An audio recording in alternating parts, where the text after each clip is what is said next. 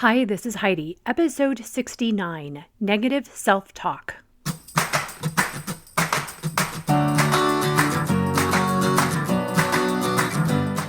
Life isn't a spectator sport. Success comes to those who show up every day with a pocket full of courage, grit, and a little sparkle. I'm glad you're here.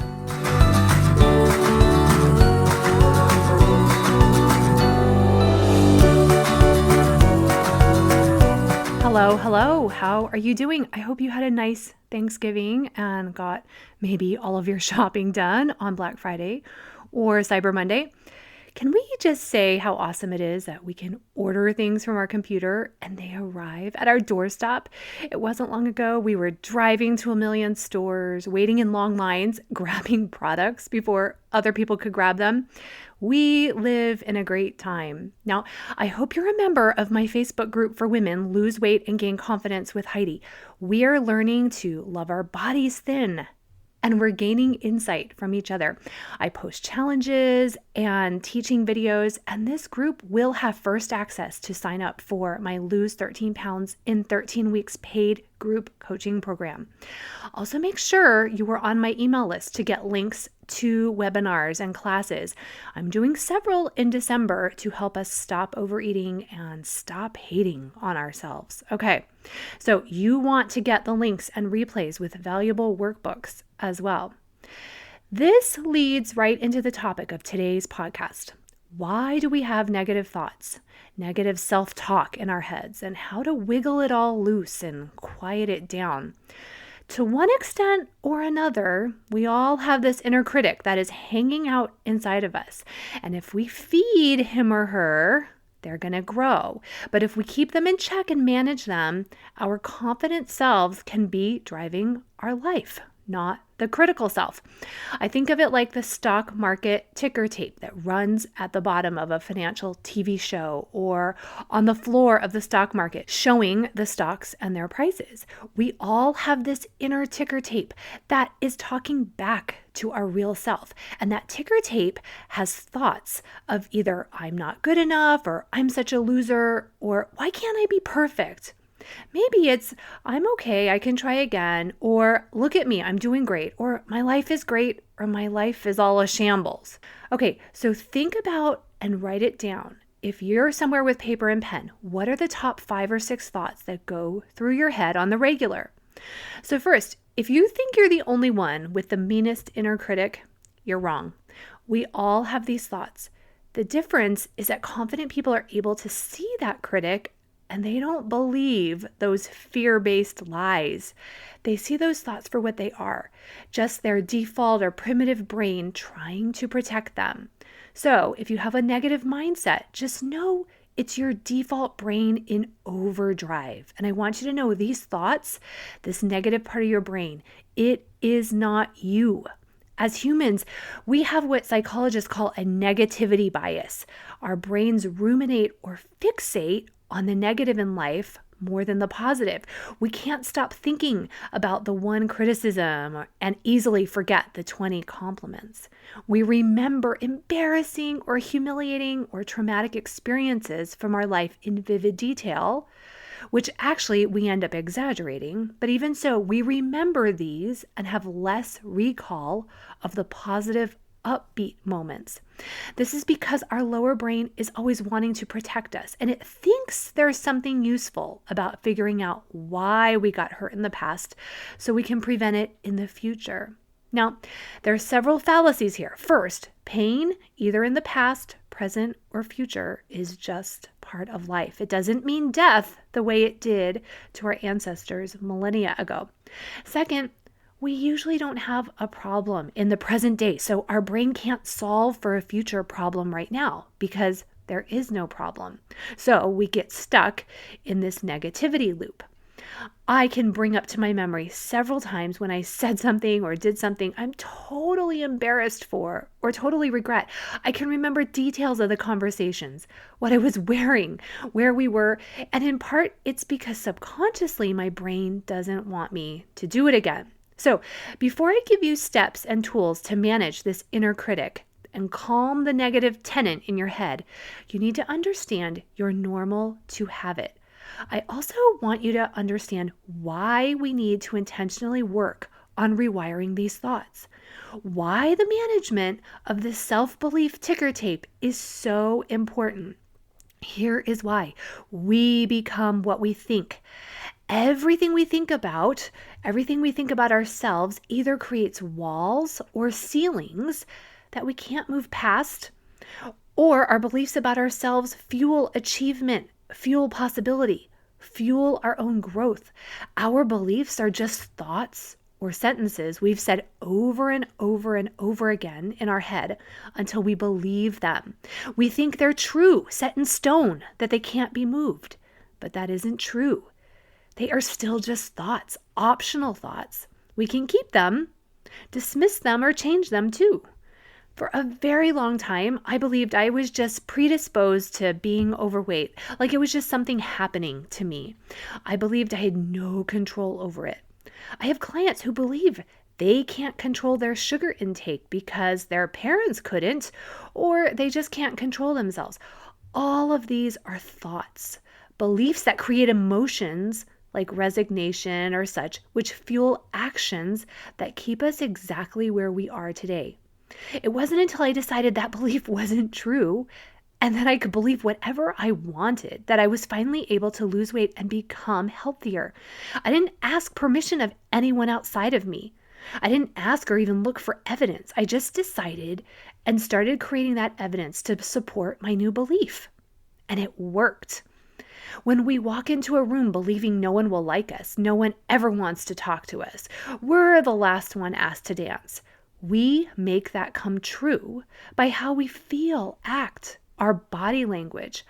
Our thoughts and beliefs are visible. And the opposite, when we think, I love talking to people, I can always find a friend. We're open and confident and not looking for anything outside to validate our worth. My friend always believed she wasn't smart enough, that she was dumb. She saw it stemmed from elementary school teachers and being put in special ed for a year. She now has a master's degree, but it took years of trying to change that belief that she wasn't smart enough, that she couldn't succeed in school. What happens, though, is we don't question some of the negative and learn to replace it with a voice that is encouraging us, that's cheering us on. Now, this quote, whatever you think, you're right, is so powerful. We want to question every negative thought and belief because our brains will then find evidence to prove every single one of them true. Much like the movie called I Feel Pretty with Amy Schumer. When she believed she wasn't pretty, she acted in insecure ways. When she hit her head, or I can't remember what happened, I think she fell off a bike in spin class. Nothing outside changed, but she thought different things about herself. She thought she was beautiful and pretty, and she acted in confident and loving ways. Her thoughts and beliefs changed, and she showed up very different in the world. So, let me give you 7 quick steps and tools to help you dismantle, quiet, and control your negative self-talk. Because she's mean, she's wrong, and she does not have your back. Okay, step number 1, catch the critic. Notice the voice and the thoughts. If you say something to yourself that you wouldn't say to your best friend, you shouldn't say it to yourself. So say it out loud. I see you.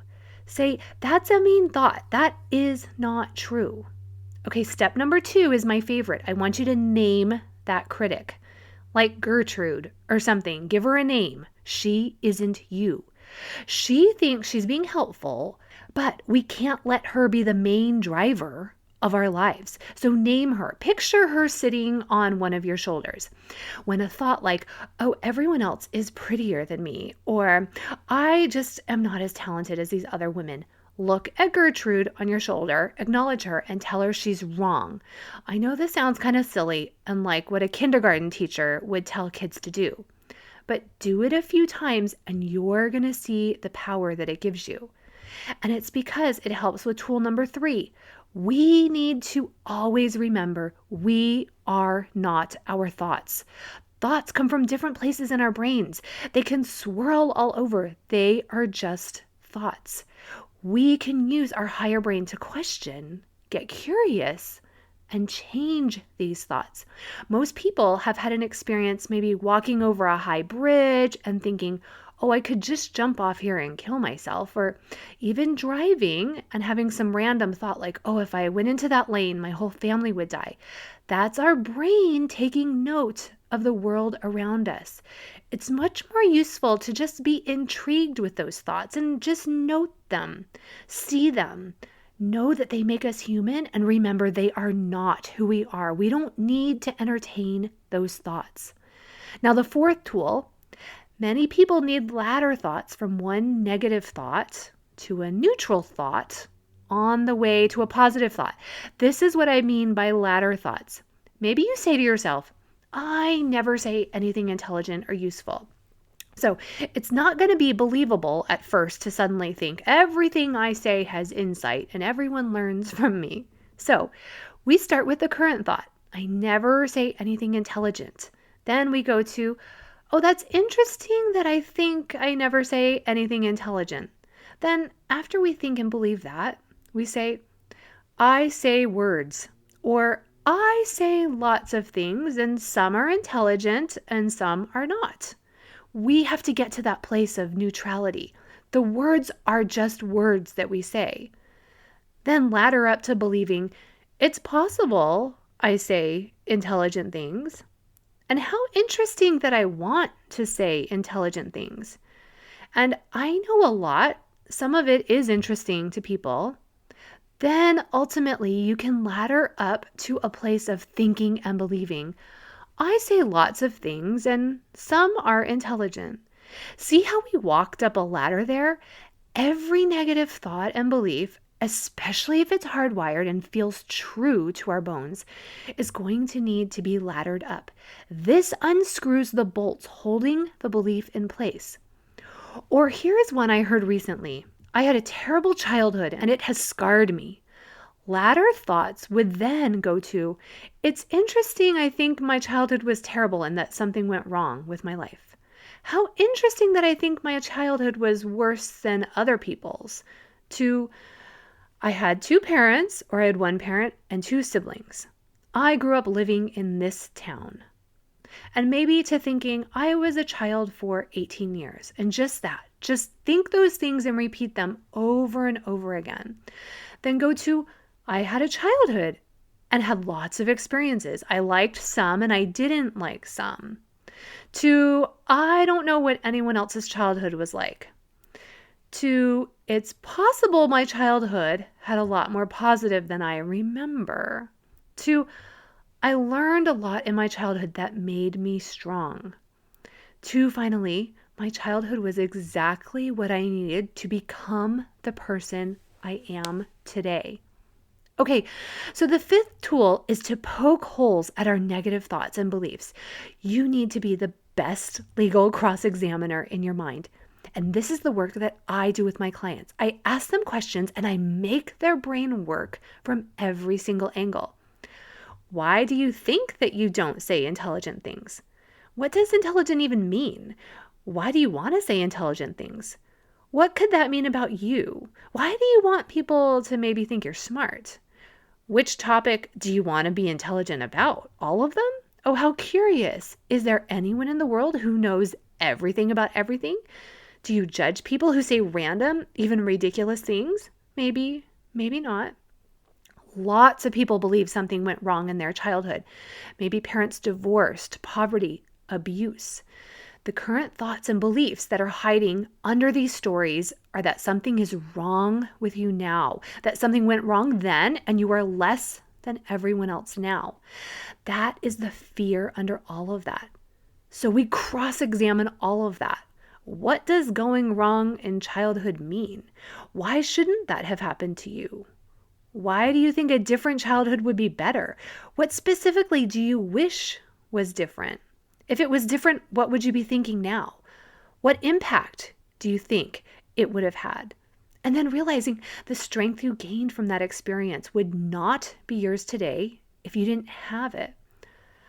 Often we have to look back at these situations and remember everyone did the best they knew how. And now my job is to do the best I know how. And our best comes from managing our mind, examining our beliefs. Okay, the sixth step to changing our negative self-talk is to picture a future we want, a future of our dreams. Does that current thought and belief take us to that place? Is that thought consistent with who we are there or fuel us to get there? If not, it isn't a thought to take with you. I just heard this quote I love. If you don't let a thin person live inside your head now, she won't be comfortable living there when you lose weight. The same goes for any belief. If you don't let a financially savvy person live in your head now, she's not going to be comfortable living there when you earn more money. I have to tell you, I used to believe I wasn't good at managing my money. I still don't believe I'm amazing at it, but I'm very neutral about it now. I believe I manage it exactly as I need to. I realized where I want to go is not a place that someone who has poor financial skills is going to go, or at least believes that. So I had to change what I believed about myself. Now, last, the seventh step, find the new positive thought to replace that old negative one. After all of these steps, we've disproven and loosened your grip on the old lie, on the false thought that you always made mistakes, or even the belief that you're a terrible mom. None of those are true. Tell Gertrude she's lying and that you're totally perfect, making mistakes and also doing things great. Tell Gertrude you're a human and your positive far outweighs your negative. Tell Gertrude you're the exact mother your children need in this life. They are the one God thought would teach them and bring out their superpowers. Then repeat that thought over and over and over. When I find my inner critic poking out, I quickly say, I'm doing my best. It quiets the critic and it's very believable to me. Just last week, my husband and I asked a contractor to put crown molding in our house, and we bought decorative floorboarding, not crown molding. We had it delivered to our house. It was a pain for a few days. It cost us more. It all turned out okay in the end. Actually, it's great. I remember this random thought popping up. Wow, you're so stupid. Who does this? But that thought now feels very foreign in my mind. It was like it was outside of me. I've worked so hard to create a living space in my head that's more compassionate and kind to myself, and that's accepting when I make mistakes. So when that thought popped up, which means my lower brain was working right, the foreignness of it pushed it away, and I just didn't believe it. Like I just saw it did not believe there. And this also means I now have other negative thoughts to work on changing. I was so grateful, though, to know it's totally possible to change my mindset, our beliefs. And I know with total certainty that you can too. Here's the truth. No one else can do it for us. We have to do it. This is our work alone, and the work I have the privilege of helping courageous people do. No amount of compliments from other people can help us start believing something different or new about ourselves until we decide we want to believe these things. And here's the thing. So many mental health issues, depression, all stem from negative thoughts, from mean and lying inner critics. The inner critics make us experience life with more stress, more worry, more anxiety, more insecurity, which all leads to a life with less opportunities, less enjoyment, less happiness. The inner critic says not to enjoy yourself in this life. And that inner critic, that Gertrude, is not true. I read a study that said successful people talk very positively to themselves. Now, that's a pretty general statement, but nonetheless, we don't achieve success by thinking less of ourselves. We grow, improve, change, dream, achieve from a place of love, acceptance, and belief in ourselves. Thinking good thoughts about ourselves doesn't take away from the positive we feel and think about another person as well. Quite the opposite. Managing our inner critic makes more room for the positive thoughts about other people. We stop comparing ourselves, and our new lens for ourselves makes it easier to find the good in everyone else. Okay, that's it for today. Make sure you're in my Facebook group, Lose Weight and Gain Confidence with Heidi. Already, people are messaging me that the tools I'm teaching are helping them manage their relationships with food and make better choices through this very interesting holiday season. Reach out to me if you have any questions. When the group coaching starts, I'm going to have very limited spots for private one-on-one coaching packages. So if you want personalized coaching, sign up for a free consult call on HeidiBenjaminson.com. Let your children see you change and grow. You've always hired coaches for them. Now it's time for you to have a coach. I'd be honored to be yours. Have a great week.